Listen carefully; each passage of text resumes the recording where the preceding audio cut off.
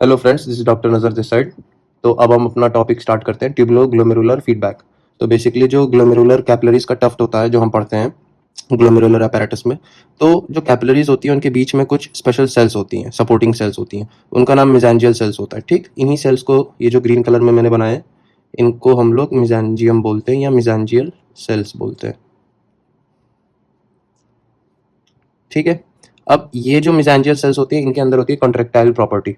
ठीक है, अब मैं यहाँ पे ऐसे ट्रांसवर्स एक सेक्शन लूंगा और इसको मैग्नीफाई करके आपको दिखाऊंगा। मान लो ये आपका कैपिलरी है।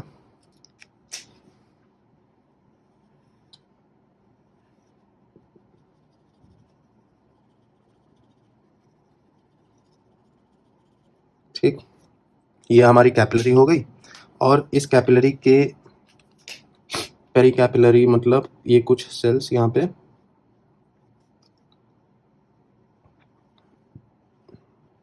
ऐसे प्रेजेंट होंगे। ठीक है, तो ये जो ग्रीन कलर की सेल्स हैं इनको मैंने मेसेंजियम बताया है, मेसेंजियल सेल्स बोला है। ठीक, अब इनके पास होता है कॉन्ट्रेक्टाइल प्रॉपर्टी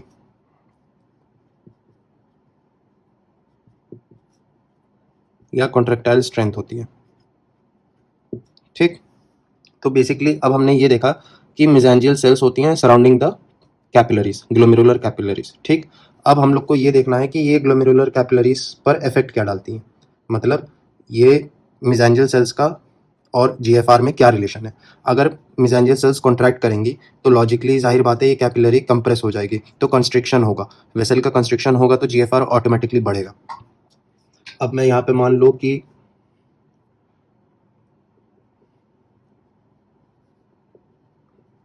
मेसेंजियल सेल्स का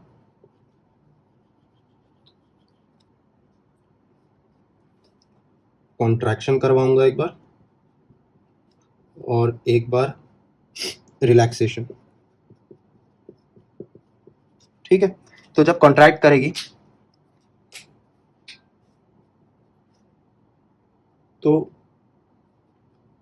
जीएफआर का क्या होगा और रिलैक्सेशन होगा तो जीएफआर का क्या होगा, हमें ये समझना है। अब देखो, अगर ये ब्लड वेसल है, ठीक, मैंने इसको कंस्ट्रिक्ट कर दिया। अब मुझे ये मालूम है कि कार्डियक आउटपुट से होते हुए रीनल ब्लड फ्लो, फिर उसके बाद रीनल प्लाज्मा फ्लो, फिर अल्टीमेटली जाके हमारा जीएफआर बनता है। ठीक, तो ये जो जीएफआर है बेसिकली, तो अगर मैं यहाँ पे इस वेसल को नैरो कर दूं तो जो प्लाज्मा फ्लूइड इसमें आएगा वो कम आएगा, तो ऑटोमेटिकली जो प्लाज्मा फ्लूइड अवेलेबल होगा यहाँ पे फिल्ट्रेशन के लिए वो कम हो जाएगा। तो इसलिए जब मेसेंजियल सेल्स कॉन्ट्रैक्ट करती हैं तो ग्लोमेरुलर कैपिलरीज कंस्ट्रिक्ट हो जाती हैं, और कंस्ट्रिक्ट होंगी, कॉन्ट्रैक्शन होगा तो जीएफआर कम हो जाएगा। ठीक, उसी तरह से रिलैक्सेशन होगा तो वेसल का ल्यूमन इंक्रीज हो जाएगा, डायमीटर ज़्यादा होगा तो फिल्ट्रेट ज़्यादा पास होगा, तो ज़्यादा फिल्ट्रेशन होगा तो जीएफआर बढ़ जाएगा। तो बेसिकली हमने ये देख लिया कि मेसेंजियल सेल्स का जीएफआर पे क्या इफेक्ट होता है। ठीक, अब हम लोग ये देखते हैं कि किस तरह से जो जक्स्टा ग्लोमेरुलर apparatus है तो उनमें कौन कौन सी सेल्स है और उनमें कुछ स्पेशल सेल्स है, उनके फंक्शंस देखेंगे। तो अब मैं यहाँ पे, ठीक है, तो अब हम बात करेंगे जेजी apparatus के बारे में या जक्स्टा ग्लोमेरुलर apparatus।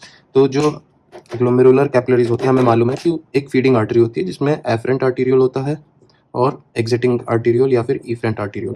ठीक, अब जो रिलेशन होता है एफरेंट आर्टीरियल का, तो वहां से जस्ट जक्स्टा मतलब कॉर्टेक्स, रीनल कॉर्टेक्स होता है और रीनल मेडुला होता है। ठीक, तो हमें मालूम है कि कॉर्टिकल स्ट्रक्चर्स क्या होते हैं, आपका प्रॉक्सिमल कन्वोल्यूटेड ट्यूब्यूल होगा, डिस्टल कन्वोल्यूटेड ट्यूब्यूल होगा। ठीक, तो ये सारे स्ट्रक्चर्स होते हैं प्रेजेंट कॉर्टेक्स में, और उसके नीचे जितने भी स्ट्रक्चर्स है, loop of Henle, collecting duct, ascending thick part of loop of Henle, तो ये होते हैं मेडुला में। ठीक, अब इसके यहाँ पे एक कुछ स्पेशल सेल्स अवेलेबल होते हैं जो अर्ली डीसीटी बोलो या फिर ascending part of loop of Henle बोलो। ठीक है, और कुछ सेल्स प्रेजेंट होते हैं एफरेंट आर्टीरियोल पर। ठीक है, तो यहाँ पे दो तरह के सेल्स प्रेजेंट है। अब इन दोनों सेल्स का नाम हम देख लेते हैं। तो जो एफरेंट आर्टीरियोल पर प्रेजेंट है इसको बोलते हैं जेजी सेल्स। ठीक, और ये जो ब्लू वाले हैं इनको बोलते हैं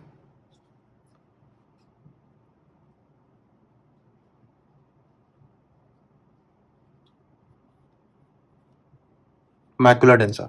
ठीक है, अब मैं इस स्ट्रक्चर को यहाँ पे बड़े में बनाऊंगा। मान लो ये हमारा एफरेंट आर्टीरियोल है, ठीक, और यहीं से हमारा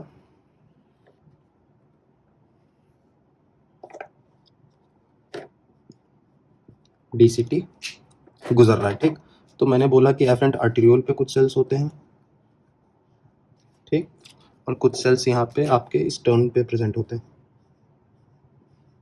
ठीक, और कुछ एक्स्ट्रा सेल्स भी होते हैं जो यहाँ पे प्रेजेंट होते हैं। तो बेसिकली 3 सेल्स की लेयर है यहाँ पे अलग अलग। तो ये वाले जो ग्रीन कलर में सेल्स हैं इनको मैंने बोला था जेजी सेल्स, ठीक, और ये जो ब्लू वाले सेल्स हैं यहाँ पे प्रेजेंट, इनको हम लोग बोलते हैं मैक्युला डेंसा,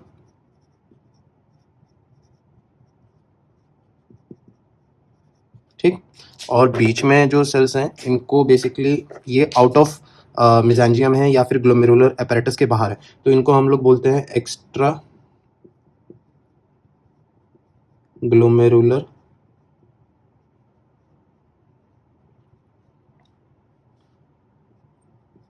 मेसेंजियल सेल्स, ठीक। तो ये जो तीन सेल्स की लेयर है यहाँ पे, तो इसी को हम लोग बेसिकली जेजी apparatus बोलते हैं, ठीक है।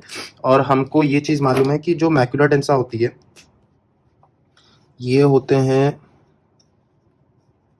जो भी फिल्ट्रेट आपका ट्यूब्यूल में से गुजर रहा होगा नेफ्रॉन के अंदर से, उसमें हमारे पास Na+ भी प्रेजेंट होगा, सोडियम, और क्लोराइड भी प्रेजेंट होगा, ठीक। तो जो मैक्युला डेंसा होता है ना वो बेसिकली सेंसिटिव टू NaCl होता है, प्रेजेंट इन फिल्ट्रेट। तो ये यहाँ से हमें ये इंपॉर्टेंट चीज़ समझनी है कि जक्स्टाग्लोमेरुलर apparatus जो होता है बेसिकली इसके बहुत सारे मल्टीपल फंक्शंस होते हैं, क्योंकि यहाँ पे 3 अलग अलग तरह के सेल्स प्रेजेंट हैं। तो बेसिकली जो जेजी सेल्स होते हैं अगर ध्यान से देखोगे तो इनको ग्रैनुलर सेल्स भी बोलते हैं, ठीक।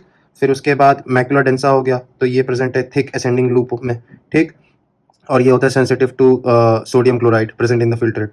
और आपका एक्स्ट्रा ग्लोमेरुलर मेसेंजियल सेल्स हैं जो इनको हम लोग पोल्किसन सेल भी बोलते हैं, जो फिर काम आते हैं रेनिन बनाने में, और रेनिन हमारा यूज होता है रास सिस्टम में, ठीक। तो ये सेलुलर लेवल पर इनका फंक्शन अलग अलग है। अभी फिलहाल जो ट्यूबुलो ग्लोमेरुलर फीडबैक है उसको समझने के लिए हमें मैक्युला डेंसा को पकड़ना होगा, ठीक। मैंने आपको ये सब इसलिए समझाया ताकि बैकग्राउंड एक इमेज बन जाए। तो बैकग्राउंड स्टोरी अब हमारी क्लियर हो गई। तो यहाँ से अब हम मैक्युला डेंसा के स्पेसिफिक फंक्शंस देखेंगे, और हम लोग ये देखेंगे कि मैक्युला डेंसा किस तरह से बेसिकली ग्लोमेरुलर फिल्ट्रेशन पर इफेक्ट डालता है, ठीक। ग्लोमेरुलर फिल्ट्रेशन रेट पर मैक्युला डेंसा कैसे पॉजिटिव और नेगेटिव फीडबैक के थ्रू ज़्यादा और कम करता है GFR को, ठीक है। तो अब हम लोग ये देखेंगे ऑटो रेगुलेशन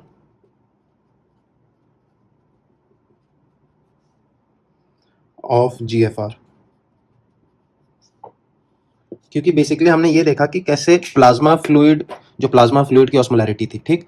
तो जब भी वो डिस्टर्ब होती थी तो हमने देखा कि कैसे ऑस्मो रिसेप्टर्स काम करते थे, फिर कैसे नेफ्रॉन ऑस्मो रेगुलेशन के थ्रू प्लाज्मा फ्लूइड की ऑस्मोलैरिटी को मेंटेन करता था, बैलेंस करता था। अब उसी तरह से GFR जो है, GFR कब ज़्यादा फिल्ट्रेट करना है, कब ज़्यादा फिल्टर करना है प्लाज्मा फ्लूइड को, कब कम करना है, तो वो GFR को कंट्रोल करने के लिए मैक्युला डेंसा सेल्स प्रेजेंट है। तो अब हम लोग 2 केसेस लेंगे। एक केस ये होगा कि पहला केस लेंगे कि मान लो अगर GFR इंक्रीज हो गया, ठीक है, कोई पैथोलॉजी थी और उस पैथोलॉजी की वजह से GFR ऑटोमेटिकली इंक्रीज हो गया, ठीक है। तो अगर GFR इंक्रीज हो गया किसी पेशेंट में किडनीज में, ठीक, नेफ्रॉन में, तो जाहिर बात है उसका जो फिल्ट्रेट प्रेजेंट होगा वो इंक्रीज होगा। तो जब फिल्ट्रेट बोमेंस कैप्सूल में इंक्रीज होगा तो सॉल्यूट्स भी ज़्यादा प्रेजेंट होंगे, तो फिर उसका जो NaCl का कंटेंट होगा वो भी इंक्रीज हो जाएगा, ठीक। जब NaCl इंक्रीज हो जाएगा तो वो ये करेगा कि मैं यहाँ पे लिख देता हूँ फिल्टर्ड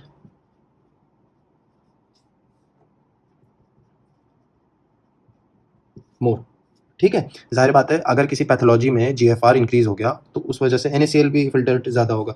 तो NaCl क्या करता है, NaCl macula densa macula densa को स्टिमुलेट करेगा। ठीक, तो जब मैकुला डेंसा स्टिमुलेट होगा तो मैकुला डेंसा ना सेलुलर लेवल पर एडिनोसिन बनाएगी, तो एडिनोसिन के लेवल्स इंक्रीज हो जाएंगे।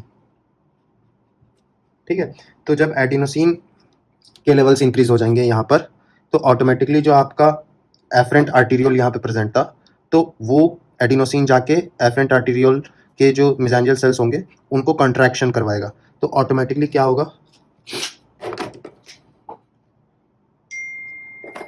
एडिनोसिन बढ़ गया, तो एफरेंट आर्टीरियोल अल्टीमेटली कंस्ट्रिक्ट करेगा। ठीक, कौन से सेल्स के थ्रू, अब कंस्ट्रिक्शन स्मूथ मसल्स वहाँ पे प्रेजेंट होंगी और मेसेंजियल सेल्स भी होंगे, तो वो सारे मिल के कंस्ट्रिक्ट करेंगे। और हमें ये मालूम है कि जब भी एफरेंट आर्टीरियोल कंस्ट्रिक्ट करेगा, ठीक, तो एफरेंट आर्टीरियोल को अगर मैं कंस्ट्रिक्ट करा दूंगा तो ऑटोमेटिकली जो ब्लड फ्लो आ रहा है फिल्ट्रेशन के लिए वो कम हो जाएगा, तो ऑटोमेटिकली जीएफआर अपने आप रिड्यूस होगा। ठीक, और उसके बाद नॉर्मलाइज हो जाएगा। ठीक है, तो ये तो एक पाथवे हो गया जब मेरा प्रॉब्लम क्या था कि जीएफआर इंक्रीज था। ठीक, तो क्या किया कि इंक्रीज था, तो मैकुला डेंसा ने क्या किया कि एफरेंट आर्टेरियोल को अल्टीमेटली वेजो कंस्ट्रिक्शन में डाला, और वेजो कंस्ट्रिक्शन जब हुआ एफरेंट आर्टेरियोल का, तो जो जीएफआर जो प्लाज्मा फ्लूइड प्रेजेंट थी फिल्ट्रेशन के लिए वो कम आने लगी। तो वो जब कम आएगी तो जाहिर बात है जीएफआर कम हो जाएगा। अब हम लोग ये देख लेते हैं किस तरह से जीएफआर, मान लो due to some pathology GFR कम है, अब अगर जीएफआर कम होगा तो मैकेनिज्म किस तरह से होगा। अब दूसरा केस, मान लो कि जीएफआर कम हो रहा है, फॉलिंग जीएफआर है ड्यू टू सम पैथोलॉजी, तो अब उसमें क्या होगा कि NaCl सोडियम क्लोराइड जो फिल्टर्ड होगा वो भी कम हो जाएगा। ठीक है, तो sodium chloride is also filtered less. ठीक है, तो उस वजह से फिर से मैकुला डेंसा स्टिमुलेट हो जाएगा। क्यों? क्योंकि मैंने ये बताया था कि macula densa is sensitive to the levels of sodium chloride. तो macula densa again releases adenosine, and this adenosine now in turn stimulates the other group of cells. These are JG cells. तो basically आपके JG cells stimulate हो जाएंगे। ठीक, तो जब JG cells stimulate होंगे तो हमें मालूम है कि बनता है, रिलीज होगा basically renin, and renin ultimately leads to production of angiotensin 2। अब ये रेनिन से एंजियोटेंसिन 2 कैसे आया, इसको समझने के लिए हमें रास सिस्टम पढ़ना पड़ेगा। तो फॉर नाउ हम लोग बस यहाँ पे लिख देते हैं कि ये रास सिस्टम के थ्रू एंजियोटेंसिन 2 आया है यहाँ पे। ठीक, तो एंजियोटेंसिन 2 हमें मालूम है कि इट्स अ स्ट्रॉन्ग वेजो कंस्ट्रिक्टर, तो वेजो कंस्ट्रिक्टर या कंस्ट्रिक्शन। ठीक, तो एंजियोटेंसिन 2 क्या करता है, वेजो कंस्ट्रिक्शन कराएगा इफरेंट आर्टीरियोल का। ठीक है, तो और इफरेंट आर्टीरियोल यहाँ पे है, तो अगर मैं इफरेंट आर्टीरियोल को नैरो कर दूं, कंस्ट्रिक्ट कर दूं, तो जो भी प्लाज्मा फ्लूइड यहाँ पे फिल्ट्रेशन के लिए आ रहा है उसका ट्रैफिक लग जाएगा, because from a large diameter the fluid goes into a smaller diameter vessel. तो अल्टीमेटली यहाँ पे कंजेशन होने लगेगा प्लाज्मा फ्लूइड का, और जो फिल्टर होने लगेगा वो इंक्रीज हो जाएगा प्रेशर की वजह से। यहाँ पे फ्लूइड ज्यादा एक्यूमुलेट होने लगेगी कैपिलरीज में, तो फिल्ट्रेट ज्यादा आने लगेगा, मतलब लीकेज जो होगा वो ज्यादा हो जाएगा, तो plasma fluid starts to get filtered more. तो अल्टीमेटली क्या हुआ कि इफरेंट आर्टीरियोल का वेजो कंस्ट्रिक्शन कराया और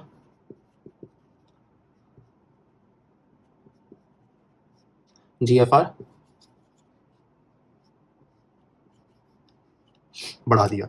तो इस पाथवे से क्या होता है कि बेसिकली जीएफआर कम था और कैसे मैकुला डेंसा ने जीएफआर बढ़ा दिया। ठीक है, तो basically autoregulation of GFR is governed by macula densa cells. ठीक, और given for any nephrological pathology. ठीक, अगर नेफ्रॉन्स की पैथोलॉजी होगी और वैसे भी ब्लड प्रेशर की वजह से या फिर नेफ्रॉन की पैथोलॉजी की वजह से, ठीक, तो macula densa basically regulates the GFR.